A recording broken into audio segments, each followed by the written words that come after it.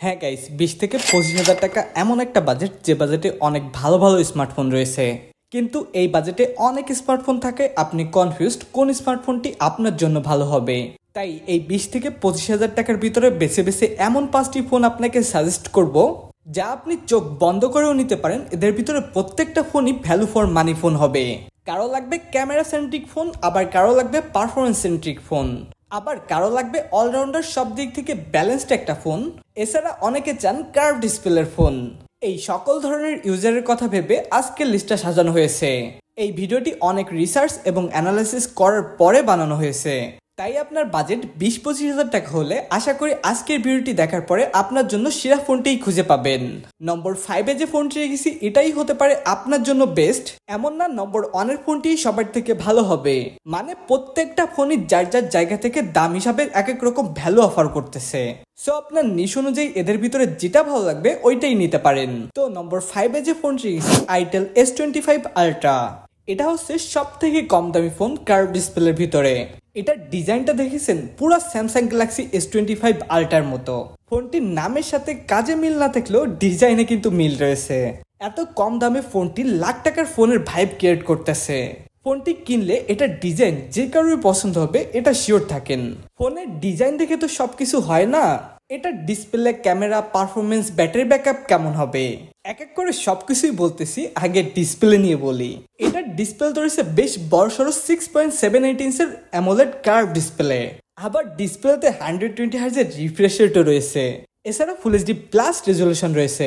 ডিসপ্লেটির pick brightness 1400 nits পর্যন্ত পাবেন।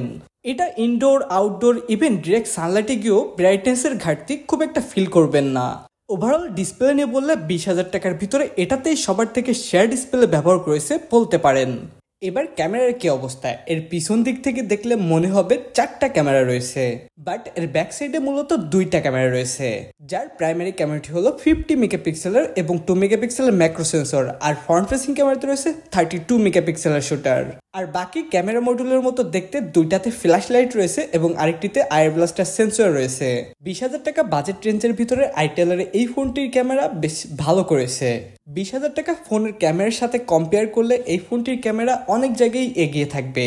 যেমন এটা দিয়ে আপনি 2x পোর্ট্রেট মোডে ছবি তুলতে পারবেন, যা কিন্তু এই প্রাইস পয়েন্টের ফোনগুলোতে দেখাই যায় না। ইভেন মেইন ক্যামেরার ফটোর কোয়ালিটিও কিন্তু খুব ভালো পাবেন। এছাড়া ফ্রন্ট ফেসিং ক্যামেরাটাও জোস 32 মেগাপিক্সেলের। এটা সেলফি ক্যামেরাটা এই বাজেটের সবার থেকে সেরা বললে ভুল হবে না। এবার ফোনটির পারফরমেন্সের দিকে আসলে এটা চিপসেট হিসেবে রয়েছে ইউনিসক T620, যেটা 12 ন্যানোমিটার আর্কিটেকচারে বিল্ড করা একটা চিপসেট, এবং ফোনটিতে out of the box Android 14 থাকবে। আইটেল প্রমিস করতেছে এটাতে নাকি 2 বছর পর্যন্ত মেজর আপডেট দিবে। ভালো ব্যাপার। ফোনটা বাংলাদেশে অফিসিয়ালি একটা ভেরিয়েন্টে পাওয়া যায় 8/256 GB, যার দাম 19,990 টাকা।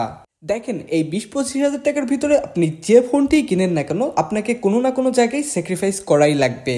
যেমন এই ফোনটি নিলে পারফরমেন্সের দিক থেকে অনেকটাই স্যাক্রিফাইস করা লাগবে আপনাকে। আদারওয়াইজ ফোনটির বাকি অন্যান্য সাইডগুলো কিন্তু ভালো আছে। বাই দ্য ওয়ে এটাতে কিন্তু ইন ডিসপ্লে ফিঙ্গারপ্রিন্টও রয়েছে। এছাড়া 5000 mAh এর ব্যাটারি এবং 18 ওয়াটের চার্জার পাবেন ফোনটিতে। এখানে 33 ওয়াটের চার্জারটা দিলে আরো খুশি হইতাম। এই ফোনটা হচ্ছে যাদের ডিসপ্লে এবং ক্যামেরাটা সুন্দর হতে হবে, সেই সাথে ডিজাইনটাও প্রিমিয়াম লাগবে, কার্ভ ডিসপ্লে নিয়ে কোনো সমস্যা নেই, তাদের জন্য এই ফোনটি সেরা চয়েস হবে। বাট যাদের বাজেট 20,000 টাকা কিন্তু ফার্স্ট প্রায়োরিটি পারফরমেন্স ভালো থাকা চাই, অ্যান্ড সেকেন্ড প্রায়োরিটি ফাস্ট চার্জারের সাথে বড় ব্যাটারি থাকা লাগবে, তাদের জন্য নেক্সটে যে ফোনটি রেখেছি ওইটা দেখতে পারেন। তো নম্বর 4-এ যে ফোনটি রাখা হয়েছে iQOO Z9X। প্রথমত এটা ডিসপ্লে থেকে শুরু করলে এটাতে রয়েছে 6.72 ইঞ্চের IPS LCD প্যানেলের ডিসপ্লে, যাতে 120 হার্জের হাই রিফ্রেশ রেট রয়েছে এবং রেজলিউশন ফুল এইচডি প্লাসের। পিক ব্রাইটনেস পাবেন 1000 নিটস। এটা IPS ডিসপ্লে হিসাবে খুবই ভালো মানের ডিসপ্লে, বাট এটা যতই ভালো হোক না কেন অ্যামোলেড ডিসপ্লের মতো কালারফুল যেখানে ব্ল্যাক ওইখানে ট্রু ব্ল্যাক দেখানো ওই রকম হবে না। যাই হোক গাইস, আগেরটাতে দেখেছি আমরা 20,000 টাকার আশেপাশে সেরা ডিসপ্লে ছিল, বাট এটা নিলে ডিসপ্লেতে একটু কম্প্রোমাইজ করা লাগবে আপনাকে। বাট এই জায়গাটুকু আবার পোষায় দিবে পারফরমেন্সে গিয়ে।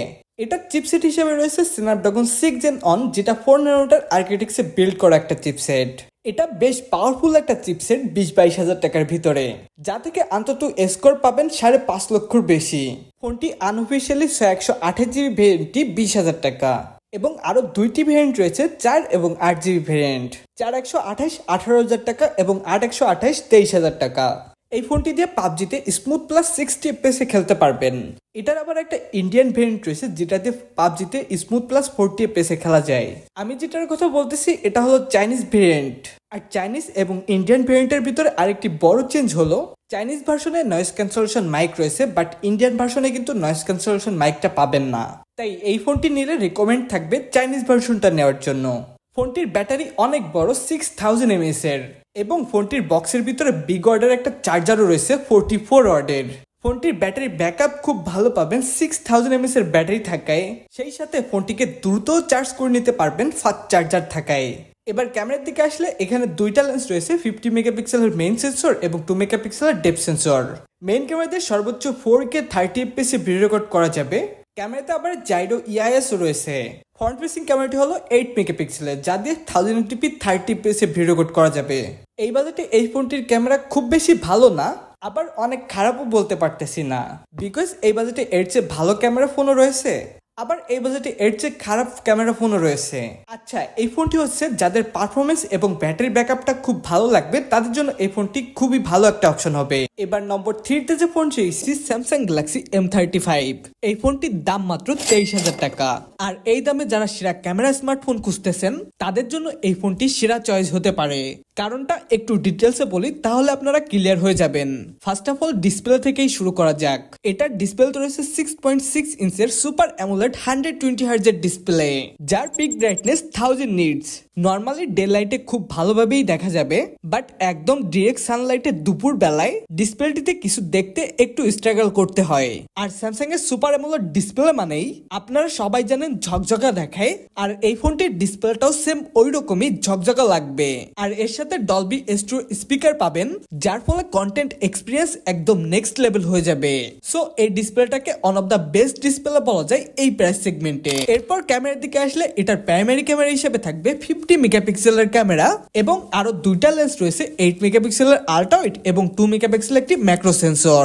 ফোনটির প্রাইমারি ক্যামেরা দিয়ে ডে লাইটে যে কোনো লাইটিং কন্ডিশনে ছবি তুলেন না কেন most of the time exposure balance control করে ভালো ছবি তোলার ট্রাই করে।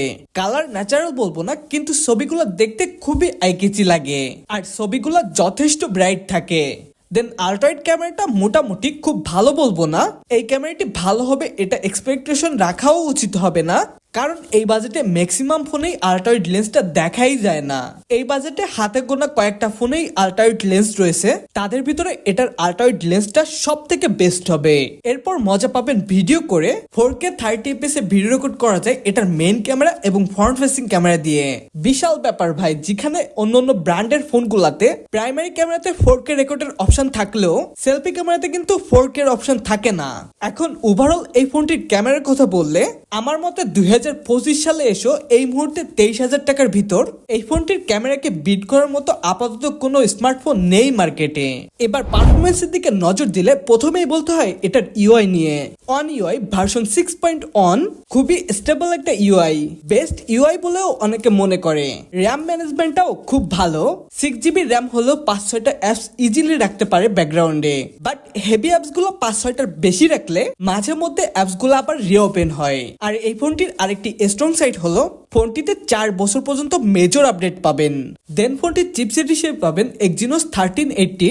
এই চিপসেটের সাথে ফোনটি আপনারা স্মুথলি চালাতে পারবেন, গেমিং টেমিংও মোটামুটি ভালোভাবেই করা যাবে।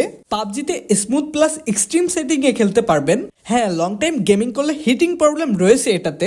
আপনারা যারা গেমিং এ বেশি প্রায়োরিটি দেন তাদেরকে এই ফোনটিও রিকমেন্ড করব না, তাদের জন্য পরবর্তী সর্বশেষ যে ফোনটি রেখেছি ওই ফোনটি দেখতে পারেন। এখন এই বাজেটে সব দিক থেকে বেস্ট ফোন হয় না, আর এটাতেও কিছু নেগেটিভ সাইড রয়েছে, যেমন ফোনটির বিল্ড কোয়ালিটি পুরোটাই প্লাস্টিকের এবং 6000 mAh এর ব্যাটারির কারণে স্লিম রাখতে পারেনি ফোনটি। অনেক মোটা একটা ফোন, যার ফলে ফোনটি দেখতে একদমই ভালো লাগে না। এরপরে সামনের দিকে দেখলেও চিন এবং ভেজেল অনেক মোটা করেছে, সব মিলায় ফোনটি দেখতে প্রিমিয়াম লাগে না, চিপ চিপ কোয়ালিটি লাগে দেখতে। এরপর খারাপ দিকের ভিতরে এটার বক্সের ভিতরে কোনো চার্জার অ্যাডাপ্টার পাবেন না। 25 ওয়াটের চার্জিং সাপোর্ট করে। স্যামসাং এর 25 চার্জার অ্যাডাপ্টার দিয়ে 0 to 100% চার্জ করতে সময় লাগে 1 ঘন্টা 45 মিনিটের মতো। এত সময় ফোনটি চার্জে দিয়ে রাখাও একটা প্যারা, এটাও নেগেটিভ সাইডের ভিতর পড়ে। বাট এই ফোনটি নেগেটিভ সাইডগুলোর থেকে পজিটিভ সাইডগুলাই বেশি। এতক্ষণে হয়তো বুঝে ফেলছেন কোন ইউজারদের জন্য এই ফোনটি ভালো হবে। এই বিষয়টি আরেকটু ক্লিয়ার করার জন্য সংক্ষেপে বলতেছি, যাদের ভালো ডিসপ্লে লাগবে, ইউআই পারফরমেন্সটাও ভালো থাকতে হবে। মেইন প্রায়োরিটি ক্যামেরাতে পারফরমেন্সটা মোটামুটি থাকলেই হবে। ভালো ক্যামেরার জন্য ডিজাইন স্যাক্রিফাইস করতে পারবেন আর ব্যাটারি ব্যাকআপটা ভালো লাগবে, তাদের জন্য এটা বেস্ট অপশন হতে পারে। এরপর নম্বর 2তে যে ফোনটি রয়েছে রিয়েলমি নার্জো 70 টার্বো। এটার ডিসপ্লেতে রয়েছে 6.67 ইঞ্চের ওএলইডি 120 হার্টজের ডিসপ্লে, যেটা ফুল এইচডি প্লাস রেজুলেশনের এবং 2000 নিটস পিক ব্রাইটনেস রয়েছে। ডিসপ্লেটি আউটডোরে ডিরেক্ট সানলাইটে বসেও ব্যবহার করতে খুব একটা স্ট্রাগল করতে হবে না। ওএলইডি ডিসপ্লে, হ্যাঁ, এটা ভালোর কাতারেই পড়ে। এবার পারফরমেন্সের দিকে আসলে এটাতে out of the box Android 14 পাবেন এবং রিয়েলমির ইউআই 5.0 রান করবে। চিপসেট হিসেবে থাকবে মিডিয়াটেক ডাইমেনসিটি 7300 এনার্জি, যেটা 4 ন্যানোমিটার আর্কিটেকচারে বিল্ড করা একটা chipset. And storage type UFS 3.1। এটা ভাই মারাত্মক শক্তিশালী একটা ডিভাইস। এটার অন্তত স্কোর দেখেন, আমার জানা মতে এটাই সবথেকে পাওয়ারফুল ডিভাইস 25-26 টাকার ভিতরে। এই ফোনটি আনঅফিসিয়ালি 2টি ভেরিয়েন্টে পাওয়া যাবে, 8128 এবং 12156, যার 8128 জিবি ভেরিয়েন্টের দাম 25,000 টাকা। ফোনটিতে 5000 mAh এর ব্যাটারি থাকবে এবং 45 ওয়াটের ফাস্ট চার্জারও থাকবে। এটার ক্যামেরা খুব একটা স্পেশাল না, 50 মেগাপিক্সেলের ক্যামেরা রয়েছে, তার পাশে 2 মেগাপিক্সেলের ডেপথ সেন্সর রয়েছে। আর ফ্রন্ট ফেসিং ক্যামেরাতে রয়েছে 16 মেগাপিক্সেলের শুটার। হার্ডকোর গেমারদের জন্য 25,000 টাকা বাজেটের ভিতরে এই রিয়েলমি নার্জো 70 টার্বো খুবই ভালো চয়েস হবে। বাট এটার ডিজাইনটা যদি আপনার পছন্দ না হয় তাহলে সিএমএম ফোন অনটাও দেখতে পারেন। এই দুইটা ফোনই গেমিং এর জন্য বেস্ট হবে, বাট বেশি ভালো হবে রিয়েলমি নার্জো 70 টার্বোটা। আবার অনেকে আছেন গেম টাইম খুব একটা বেশি খেলা হয় না, লং টাইম ধরে ফোনটি ইউজ করবেন, সব দিক থেকে ব্যালেন্সড পারফরমেন্স লাগবে। এছাড়া ফোনটি দেখতে সুন্দর হতে হবে এবং ব্র্যান্ডের ফোন লাগবে। তাদের জন্য সর্বশেষ নম্বর 1-এ যে ফোনটি রেখেছি ওইটা দেখতে পারেন। তো নম্বর 1-এ যে ফোনটি রেখেছি স্যামসাং গ্যালাক্সি A16 5G। ফোনটির দাম শুরুর দিকে বেশি থাকলেও বর্তমানে 22 থেকে 24,000 টাকার ভিতরে পাওয়া যাচ্ছে র্যাম ভেরিয়েন্ট অনুযায়ী। তো প্রথমেই এটা ডিসপ্লেতে রয়েছে 6.7 ইঞ্চের সুপার অ্যামোলেড ডিসপ্লে, যার রিফ্রেশ রেট 90 হার্টজের, full HD plus and 800 nits peak brightness রয়েছে। স্যামসাং এর সুপার অ্যামোলেড ডিসপ্লের ব্যাপারে বলা লাগে না, কম বেশি সবাই জানেন অনেক কালারফুল এবং সুন্দর ডিসপ্লে হয়। বাট এটাতে হাই রিফ্রেশ রেট নেই, 90 হার্টজের রিফ্রেশ রেট রয়েছে। আর বাকি যে ফোনগুলো নিয়ে কথা বলেছি এত সময় সবগুলোতে কিন্তু 120 হার্টজের রিফ্রেশ রেট ছিল। এই জায়গাটাতে আপনাকে সামান্য কম্প্রোমাইজ করতে হবে। এবার পারফরমেন্সের দিকে আসলে এটাতে out of the box Android 14 থাকবে আর One UI 6.1 রান করবে ফোনটি। আর ফোনটিতে 6 বছর পর্যন্ত অ্যান্ড্রয়েডের ওএস আপডেট পাবেন। বিশাল ব্যাপার ভাই, 6 বছর পর্যন্ত আপডেট পাবেন, ভাবা যায়। এটা চিপসেট হিসেবে থাকবে মিডিয়াটেক ডাইমেনসিটি 6300, যেটা 6 ন্যানোমিটার আর্কিটেকচারে বিল্ড করা। এটা থেকে অন্তত স্কোর পাবেন প্রায় 4 লাখের মতো, যেটা ফোনটির বর্তমান দাম হিসাবে ঠিকঠাক বলা যায়। বাই দ্য ওয়ে, ফোনটির আনঅফিসিয়ালি 8128 জিবি ভেরিয়েন্টের দাম 22,000 টাকার মতো আর 8256 জিবি ভেরিয়েন্টের দাম 24,000 টাকা। এবার ফোনটির ক্যামেরার দিকে আসলে এটার পিছনে 3টা লেন্স রয়েছে, 50 মেগাপিক্সেলের মেইন ক্যামেরা, 5 মেগাপিক্সেলের আল্ট্রা ওয়াইড, 2 মেগাপিক্সেলের ম্যাক্রো সেন্সর। আর ফ্রন্ট ফেসিং ক্যামেরাটি হলো 13 মেগাপিক্সেলের। ক্যামেরার সেটআপটা তারা ভালো করেছে, বাট এটার মেইন ক্যামেরাতে 2x পোর্ট্রেট মোডে ছবি তোলার অপশনটা থাকা উচিত ছিল। ক্যামেরাতে জাইরো ইআইএস রয়েছে, মোটামুটি স্টেবল ফুটেজ পাবেন। এটার ক্যামেরা অনেক ভালো না, আবার খারাপও না, মোটামুটি এভারেজ কোয়ালিটির।